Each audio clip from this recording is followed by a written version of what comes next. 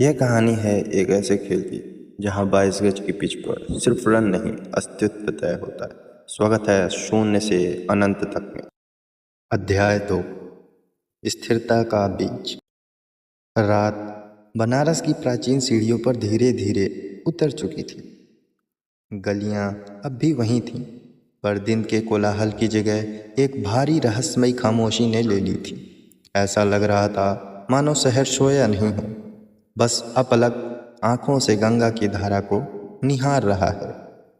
गंगा किनारे जहां दिन में हजारों आवाजें गूंजती थीं, अब वहां केवल जल की एक निरंतर लय शेष थी। छल छल। आर्यन अब भी वहीं बैठा था, पर उसके भीतर कुछ बुनियादी तौर पर बदल चुका था। उसकी सांसें अब उखड़ी हुई नहीं थी, उनमें एक ठहराव था, एक ताल था, जैसे वह पहली बार अपने भीतर के शोर को शांत कर उस सन्नाटे को सुन रहा हो जिसे दुनिया आत्मा कहती है। उसने आंखें मूंद ली। गुरु के शब्द उसके मस्तिष्क के खालीपन में प्रतिध्वनित हुए। खुद को स्थिर कर। स्थिरता, यह शब्द उसके रक्त में घुलने लगा, जैसे कोई प्राचीन बीज सदियों के इंतजार के बाद उपजाऊ मिट्टी में समा रहा हो। अनपेक्षित दस्तक। अचानक ठक ठक, पत्थर की सीढ़ी पर कुछ टकराया और लुढ़कता हुआ उसके पास आकर रुक गया। आर्यन ने आंखें खोली। एक पुरानी घिसी हुई लाल लेदर की क्रिकेट बॉल।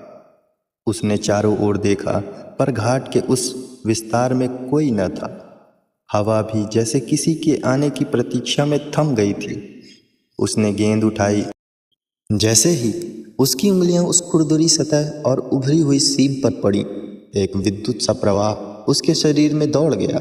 झटका तेज नहीं था, पर इतना गहरा था कि उसकी रूह कांप गई। ये, उसने फुसफुसाते हुए कहा। गेंद साधारण थी, पर उसका भार, उसका एहसास अलग था, जैसे उस बेजान चमड़े के भीतर भी कोई धीमे धीमे सांस ले रहा हो। फेंक।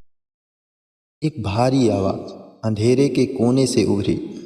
वही रहस्यमयी वृद्ध साए की तरह खड़े थे। किधर? आर्यन का गला सूख गया था। वृद्ध ने सामने शून्य की ओर इशारा किया। गंगा में नहीं, खुद में। आर्यन इस पहेली को समझ नहीं पाया, पर उसने विरोध भी नहीं किया।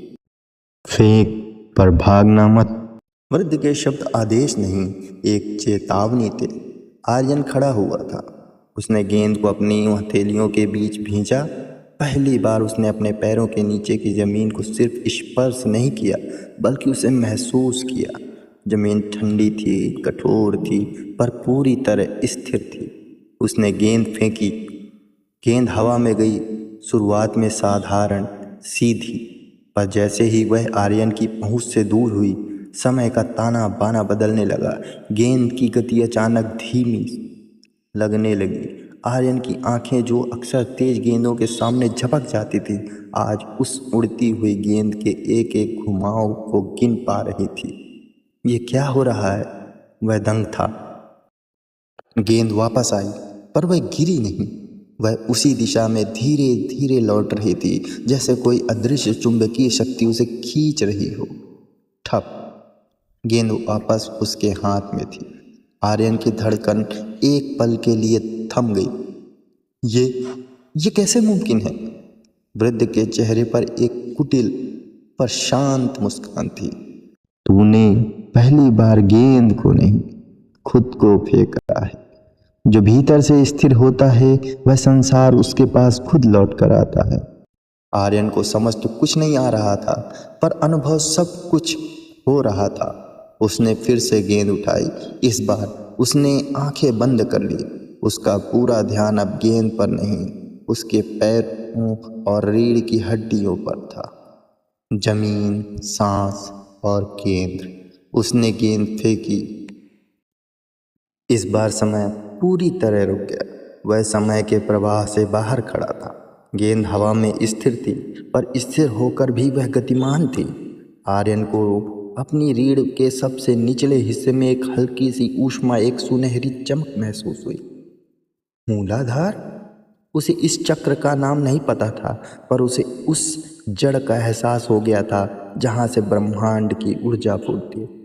बस। वृद्ध की आवाज़ ने ध्यान भंग किया। अचानक सब कुछ सामान्य हो गया।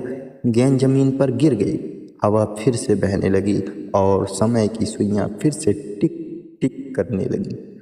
आर्यन की आंखें खुली। उसका शरीर पसीने से तरबतर था, पर मन मन एक शांत झील की तरह था। ये क्या था? उसने हाँफते हुए पूछा।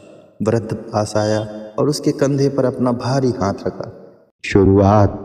उन्होंने आर्यन की आंखों में झांका और कहा, याद रख, खेल बल्ले की चमक से नहीं और ना ही भुजाओं की ताकत से जीता जाता है।